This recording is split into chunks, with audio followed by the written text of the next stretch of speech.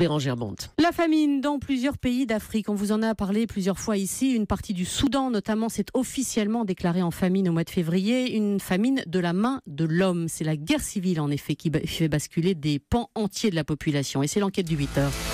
Bonjour Walid Berissoul. Bonjour. Vous êtes notre envoyé spécial au Soudan du Sud. Cette détresse alimentaire extrême, elle menace jusqu'à 5 millions de personnes.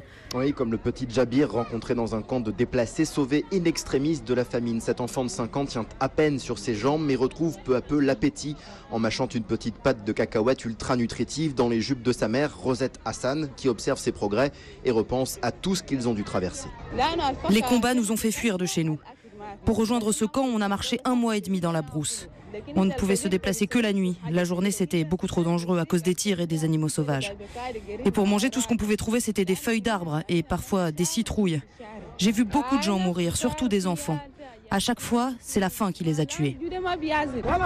Une équipe de nutritionnistes mesure son poids, sa taille, son tour de bras. Un garçonnet ramené à la vie en seulement quelques jours. Mais pour lui, comme pour près de 500 000 enfants sud-soudanais rongés par la faim, rien n'est jamais acquis, affirme le docteur Kondje. Son tour de bras fait maintenant 11 cm et demi. Il est en malnutrition modérée. Ça devrait aller, mais n'importe quelle maladie, la moindre diarrhée peut le faire basculer et l'emporter en moins d'1 ou 2 semaines. Alors ce qui est terrible, Walid, c'est que souvent on invoque la sécheresse, les éléments naturels pour expliquer les famines. Ici, c'est vraiment l'homme qui est responsable.